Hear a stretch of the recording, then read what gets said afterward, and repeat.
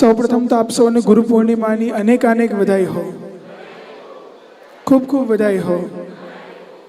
વૈષ્ણવ, આજે આપણે બધા એક સાથે અહીંયા એક છત્ર નીચે આટલા સુંદર દિવસે એકત્રિત થયા છે, જે ગુરુ પૂર્ણિમા એટલે વ્યાસ પૂર્ણિમા, જેના નામે પ્રસિદ્ધ છે. પ્રાય વૈષ્ણવ કચોરી પૂનમ કહેતા હોય છે. કોઈ બી ઉત્સવોને કોઈ બી એક મનોરંજન જોડે જોડવું ના જોઈએ, હું તો કહું. હવે જેમ શ્રી ગુસાઈજીનો ઉત્સવ છે ને જલેબી ઉત્સવ કેવા કરતા આપણે શ્રી વિઠ્ઠલનાથજીનો ઉત્સવ મનાવે તો કેટલો અધિક આનંદ આવે. એથી કંઈ પાછળથી એક નામ પડેલું છે વિશેષ મનોરથ હિસાબે. તો આજે વ્યાસ પૂર્ણિમા એટલે વ્યાસજીનો ઉત્સવ છે. વ્યાસજી કોણ છે? શ્રી કૃષ્ણ દ્વૈપાયન જેમનું નામ છે. એ સ્વયં શ્રી ઠાકુરજીનું અવતાર, જે સ્વયં વિષ્ણુનું અવતાર છે, જે જ્ઞાનાવતાર છે. એમ કહેવાય, એક શાસ્ત્રમાં વચન છે કે વ્યાસોચ્ચિષ્ટમ જગત સર્વમ, કે આખું જગત જે છે ને, જે આપણને દેખાઈ રહ્યું છે, જે આપણે વાંચી શકીએ છીએ, જે આજે ઉપલબ્ધ છે, બધું વ્યાસજીનું ઉચ્ચિષ્ટ છે. ઉચ્ચિષ્ટ એટલે જૂઠન. જે વ્યાસજી એકવાર વાંચીને પધરાવી દીધું ને એને ઉચ્ચિષ્ટ કહેવાય. એટલે આખું જગત જે બી આપણે જોઈએ છે એ વ્યાસજીનું ઉચ્ચિષ્ટ છે.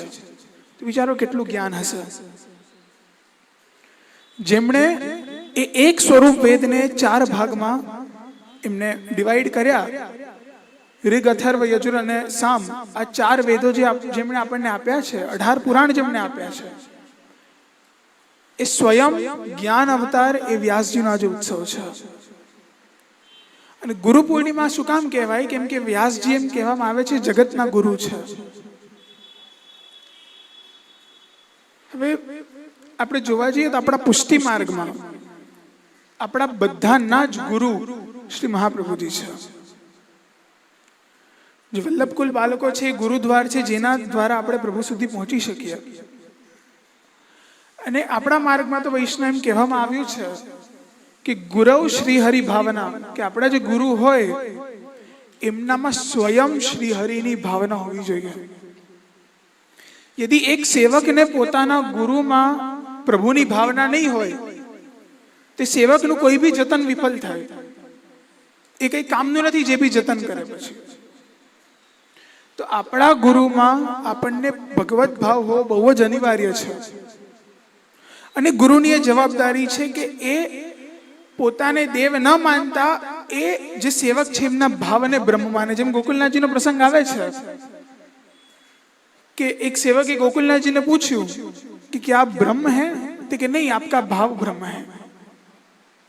કે જે એક સેવકનો પોતાના ગુરુ પ્રત્યે ભાવ છે એ સ્વયં પરબ્રહ્મનું સ્વરૂપ છે. તો આપણે આપણા જીવનમાં આપણું આધ્યાત્મિક જીવન યદિ સરળતાપૂર્વક વ્યતીત કરવું હોય તો આપણા ગુરુદેવમાં પ્રભુનું સ્વરૂપ જાણવું, એ ભાવના રાખવી બહુ જ અનિવાર્ય છે. અને એ તો સ્ત્રોત છે જ્ઞાનનો. હવે આજકાલની બધે બહુ ફેલી રહ્યું છે કે એટલે એક ટીનેજર્સનું માઇન્ડસેટ છે કે એક મનુષ્ય હોય અને ભગવાન હોય, એમાં એક ત્રીજાની શું કામ જરૂરત છે. આ બહુ કોલેજીસમાં બહુ સાંભળવા મળે છે કે એક મનુષ્ય હોય અને ભગવાન હોય, એમાં ત્રીજાની શું કામ જરૂરત પડે છે. એ વૈષ્ણવ અજ્ઞાન છે. હવે શું કામ અજ્ઞાન છે? હવે ગુરુની શું જરૂરત છે? જ્ઞાન તો આપણને બધેથી મળે છે. બધા એમ કે ગૂગલ પર સર્ચ કરો તો બી તમને એનું જ્ઞાન મળી જાય છે. શાસ્ત્રો એમ કહે છે, હા, જો શાસ્ત્રો જરૂર એમ કહે છે કે જેના દ્વારા તમને જ્ઞાન મળે તમારો ગુરુ, પણ એ ગૂગલમાં ભાવના નહીં હોય, એ ગૂગલમાં શ્રદ્ધા નહીં હોય. એ શ્રદ્ધા હોય ત્યાં ગુરુ હોય વૈષ્ણવ. અગર તમને ભાવના જ ના આવે તો તમારામાં જ્ઞાન કેવી રીતે ઉતરે? તો એટલા માટે આપણે જીવનમાં ગુરુનું મહત્વ છે, કે ગુરુની અનિવાર્યતા છે. જો જન્મતા જ આપણને આપણા માતા પિતા ગુરુની જેમ પ્રાપ્ત થાય છે, પણ એ માતા પિતા આપણને આપણા આધ્યાત્મિક ગુરુ સુધી પહોંચાડે છે, અને એ આધ્યાત્મિક ગુરુ પ્રભુ સુધી પહોંચાડે છે. એક આખી સાયકલ છે જીવનમાં, કે આપણે હોઈએ જન્મતા પ્રથમ મા બાપ આપણને શીખવાડે, એ આપણને ગુરુ સુધી પહોંચાડે, અને એ ગુરુ પછી પ્રભુ સુધી પહોંચાડે છે. એક લૌકિક ઉદાહરણથી સમજીએ કે ગુરુ શું કામ જોઈએ જીવનમાં. ગુરુ નાનકનો એક પ્રસંગ છે કે એકવાર એ ગુરુ નાનક ખ્યાલ છે બધાને, શીખ સંપ્રદાયના જે સ્થાપક હતા, એકવાર જગન્નાથપુરી ગયા. જગન્નાથપુરીમાં એ મંદિરમાં જેમ એમ પ્રવેશ કર્યો તો જગન્નાથજીની સામે એ પોતાના ગુરુના ગુણગાન કરવા લાગ્યા, પોતાના ગુરુની પ્રશંસા કરવા લાગ્યા. તો ત્યાંના જે પંડિતો હતા એમને ગમ્યું નહીં કે તમે અહીંયા આવો છો જ્યારે તમારી સામે સ્વયં ભગવાન છે, તો તમે પોતાના ગુરુની શું કામ પ્રશંસા કરો છો, અમને ગમતું નથી આ. છતાંય કોઈ કંઈ બોલ્યું નહીં. થોડોક સમય થયો, ગુરુ નાનક એ મંદિરમાંથી બહાર આવ્યા. બહાર આવ્યા તો એમના જે બી શિષ્યો હતા એ બધા એમની પૂજન અર્ચના કે એમની પ્રશંસા કરવા લાગ્યા, એમનું વર્ણન કરવા લાગ્યા. હવે ત્યારે આ લોકોને ગમ્યું નહીં કે જ્યારે તમારી સામે સ્વયં પ્રભુ છે તો તમે શું કામ અહીંયા આવીને પોતાના ગુરુની પ્રશંસા કરો છો. તો ગુરુ નાનક પાસે ગયા અને કહ્યું કે અમને આ વસ્તુ ગમતી નથી, આનો તમે નિર્ણય આપો. તો નાનકજીએ કહ્યું કે મુકામે આવો, ત્યાં બેસીને શાસ્ત્રાર્થ કરીશું. તો બધા બેઠા. ત્યાં નાનકજીએ કહ્યું કે એક અગ્નિ પેટાવો, અગ્નિ પ્રજ્વલિત કરો. તો અગ્નિ પ્રજ્વલિત કરવામાં આવે. પછી એક એક કરીને બધાને કહ્યું કે તમે અહીંયા આવીને આને સ્પર્શ કરો અને અડો. હવે અગ્નિને સ્પર્શ કરવું સંભવ છે? કોઈ અગ્નિને સ્પર્શ કરી શકે? ના કરી શકે, સહજ વાત છે.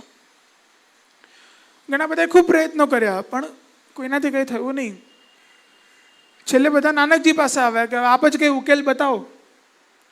તેમણે એક લાકડી લીધી, ઉપર એક કપડું બાંધ્યું અને અગ્નિમાં એને જલાવ્યું અને પૂછ્યું કે મારા હાથમાં અગ્નિ છે?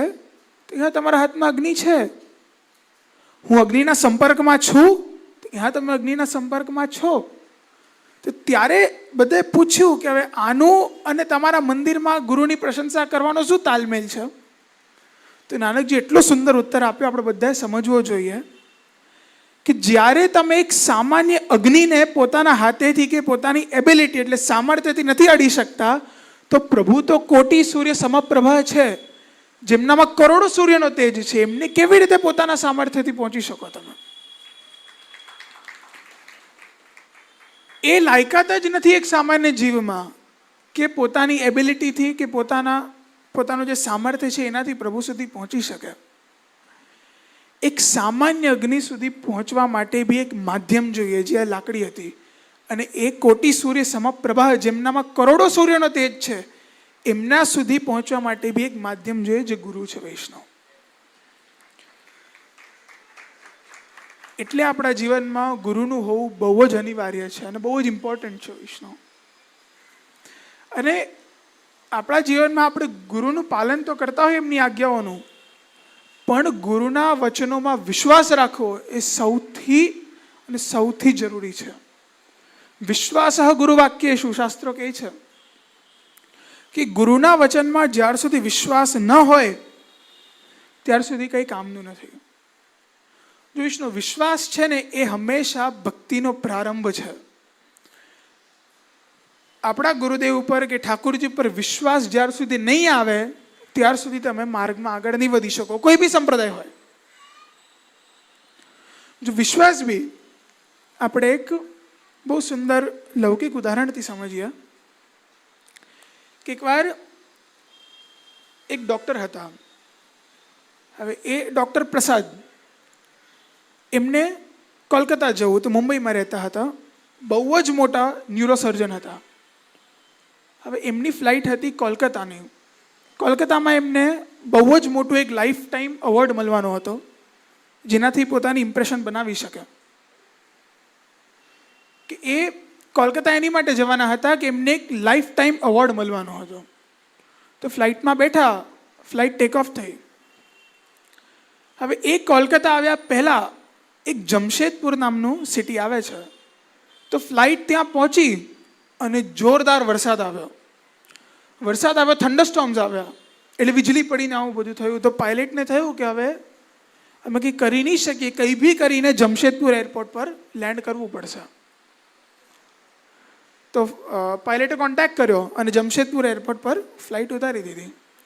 ડૉક્ટર પ્રસાદને એવું હતું કે હું ક્યારે પહોંચું. એમને તો પોતાના જીવનનું સૌથી મોટું એવોર્ડ મળવાનું હતું. હવે કોને ઉત્સાહ ન હોય. તો એરપોર્ટ પર જમશેદપુરમાં લેન્ડ થયા. ત્યાંથી એમણે વિચાર્યું કે એક ટેક્સી પકડીએ, એક કેબ બુક કરીએ. ત્યાંથી અહીંયાથી 4 કલાકનો રસ્તો છે. તો કેબ બુક કરી, કેબમાં બેઠા. 2 કલાક થયા અને હજી જોરથી વરસાદ પડ્યો.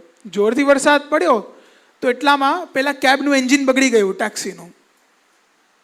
તો હવે એમણે રોકી દીધી. જે ડ્રાઈવર છે એને ટેક્સી રોકી દીધી. હવે ત્યાં ડૉક્ટર પ્રસાદ ઉતર્યા અને સામે એક નાનકડું એવું ઘર દેખાઈ રહ્યું હતું. તે ઘરમાં જઈને એમને ખટખટાવ્યું. તેમને જેવું ખટખટાવ્યું, એક બહુ જ મોટી ઉંમરના બા હતા. એમણે દરવાજો ખોલ્યો. હવે દરવાજો ખોલ્યો તો ડૉક્ટર પ્રસાદને કહ્યું કે તમે અંદર આવો. તો ડૉક્ટર અંદર ગયા. બધા સાથે બેઠા. તેમણે પૂછ્યું કે કંઈક ચા કે કંઈક લેશો તમે? તેમણે કીધું હા, એક તો ચા પીધી. અને પછી એ જે બા હતા એમણે પેલા ડૉક્ટરને કહ્યું કે હવે અમે લોકો છે, અમે સાંજના કીર્તનોની તૈયારી કરીએ છીએ, અમે ભજનોની તૈયારી કરીએ છીએ, તો તમે શું અમારી જોડે જોડાશો? તો પેલા ડૉક્ટરે કહ્યું કે હું આ બધામાં માનતો નથી, મને આ બધું કંઈ ખબર પડતી નથી, આ બધામાં માનતો નથી, એટલે તમે તમારી રીતે કરો, હું ભગવાન છે એમાં માનતો જ નથી. તો એ જે પેલા બા હતા એમણે કહ્યું, અરે અમારા ઘરે 2 ગાયો છે, એ દૂધ આપે છે, ગંગા અને ગૌરી. તો એ દૂધ ક્યાંથી આવે છે? ભગવાન જ તો આપે છે. તો પેલા ડૉક્ટર છે થોડુંક હસ્યા કે આને કંઈ ખબર નથી બાયોલોજિકલ પ્રોસેસીસ બધી. પછી કહ્યું કે આજે વરસાદ આવે છે, એનું જે પાણી હોય એ ક્યાં સમુદ્રમાંથી ક્લાઉડ્સમાં જાય છે, વાદળમાંથી જમીન પર વરસે છે, એવી રીતે આવે છે. તો બી ડૉક્ટરને થયું આ તો બિચારા બહુ મોટી ઉંમરના છે, એમને કંઈ ખબર પડતી નહીં હોય, આ વોટર સાયકલ હિસાબે જાણતા નથી. તો છતાં એમણે કહ્યું કે તમે તમારા ભજનો કરો.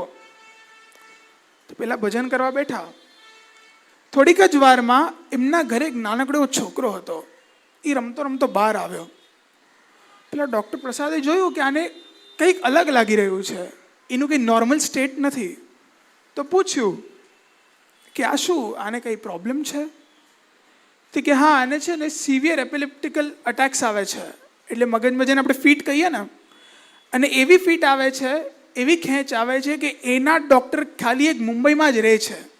અને મુંબઈમાં રહે છે ને એને એ જ ક્યોર કરી શકે ને, અમારી પાસે રૂપિયા નથી, અમે ત્યાં જઈ નથી શકતા, એટલે પ્રભુ પર વિશ્વાસ રાખ્યો છે કે ક્યારે એ જ સામેથી આવીને કે એ જ પ્રોબ્લેમની સોલ્યુશન અમારી સામે આવીને ઊભી રહેશે. ડૉક્ટર પ્રસાદ શોક થઈ ગયા, કેમ કે એ જ એક એવા ડૉક્ટર હતા જે ક્યોર કરી શકે. તો આજે એ પ્રોબ્લેમની સોલ્યુશન પોતે એમના દરવાજા પર આવી. હવે એ વિશ્વાસની તાકાત છે વૈષ્ણવ. એટલે પ્રભુમાં, આપણા ગુરુદેવમાં વિશ્વાસ રાખવો બહુ જ જરૂરી છે. કેમ કે વિશ્વાસ નહીં હોય ત્યાર સુધી એક બી ડગલું આગળ નહીં વધાય.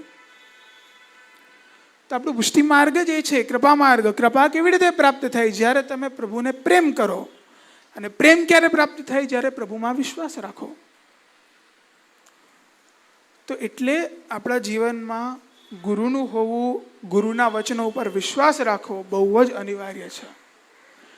તો આ ગુરુ પૂર્ણિમા આપણે એ જ વિચારીએ કે આપણને આટલા સમર્થ, આપણે તો ભાગ્યશાળી છે, જેમનું નામ બી સ્વયં ગુરુ છે. શ્રી કૃષ્ણ જ્ઞાન દો એ અલગ નામ છે અને ગુરુ અલગ નામ છે. હવે એક નામ નથી વૈષ્ણવ, ધ્યાન રાખજો. જે સ્વયં ગુરુ છે.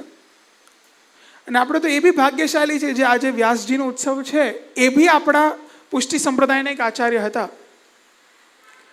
સત્સિદ્ધાંત માર્તંડમાં ગોવર્ધન ભટ્ટજી, ગટુલાલજી લખે છે કે કૃષ્ણમ વ્યાસ ગુરમ તદનુ શુકમ વિષ્ણુ સ્વામિનમ દ્વાવિડમ તત્શિષ્યમ કિલ બિલ્વ મંગલમહમ વંદે મહાયોગિનમ શ્રીમદ વલ્લભ નામ ધામ ચ ભજે અસ્મત સંપ્રદાયાધિપમ.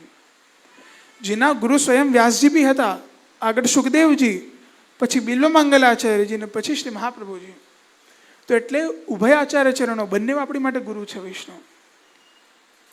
તો આપણે એ જ શ્રી મહાપ્રભુજીના સહારે આપણું જીવન વ્યતીત કરવાનું છે.